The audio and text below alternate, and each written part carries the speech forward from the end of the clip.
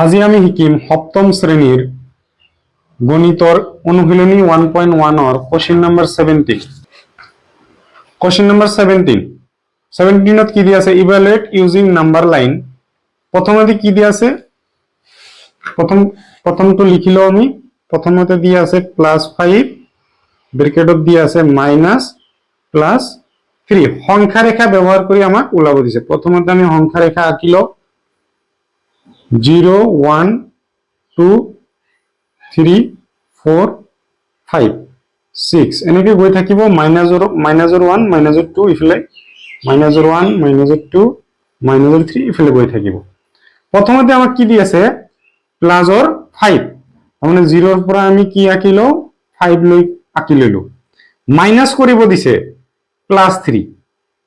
কি মাইনাছ কৰিব দিছে? +3। লাষ্টৰ পৰা 3 ঘৰ মাইনাছ কৰি দিম। কি হ'ব? 1 ঘৰ 2 ঘৰ 3 ঘৰ এইখিনিলৈকে মাইনাছ হৈ যাব।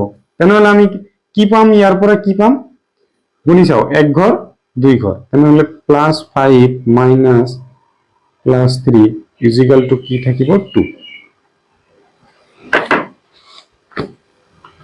কোশ্চেন নম্বৰ 2 ত কি দি আছে? -6 -+5 এইটো দি আছে। আগতে সংখ্যা ৰেখা আঁকি লওঁ আমি।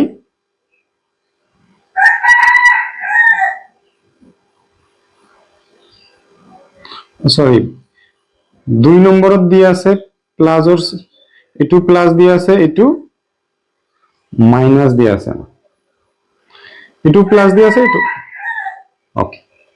ইয়াতে 0 1 2 3 4 5 6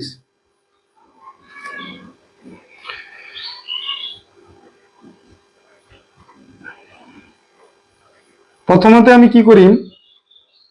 6 0 ৰ পৰা 6 লৈকে লৈ লওঁ। ইয়াতে কি আছে? প্লাস আৰু মাইনাস। প্লাস মাইনাসে কি হ'ব? মাইনাস হ'ব। কিমান মাইনাস হ'ব? 5। 5 ঘৰ মাইনাস কৰি দিয়া।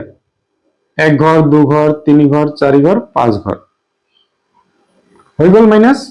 তেনেহলে বাকি থাকিল কিমান? +6 প্লাস মাইনাসৰ 5 কিমান থাকিল? 1 ঘৰ। নম্বৰ 3 আমাক কি দি আছে? -6 -+5। প্ৰথমতে সংখ্যা ৰেখা আঁকি লওঁ।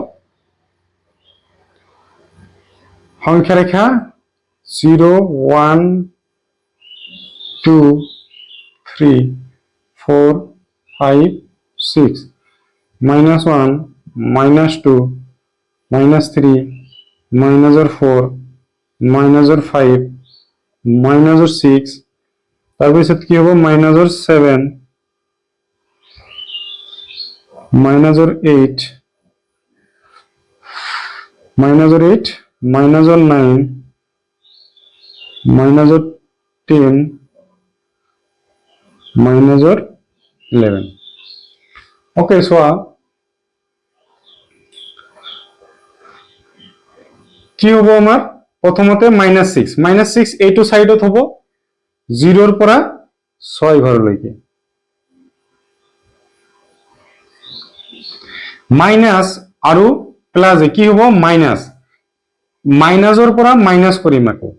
মাইনাস প্লাস মাইনাস কিমান ঘৰ? 5। 1 2 3 4 5।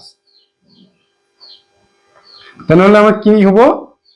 এইটো হল -6 মাইনাস +5 তে গুণি চাও।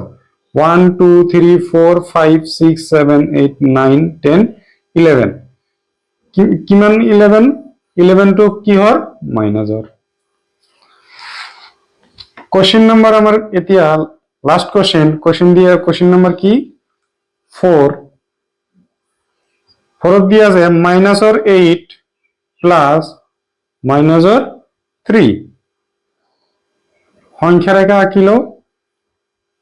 0 1 2 যেহেতু আমাক মাইনাসৰ দুটাই মাইনাস দি আছে, মাইনাসত হে লাগে।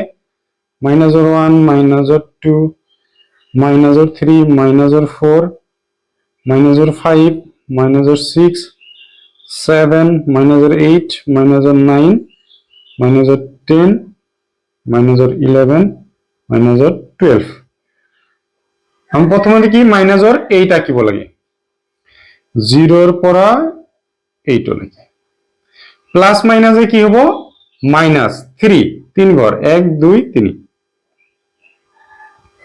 তাহলে আমার কিমান ঘর হল 11 -11 ঘর হল প্লাস -3 ইকুয়াল টু কি হব -11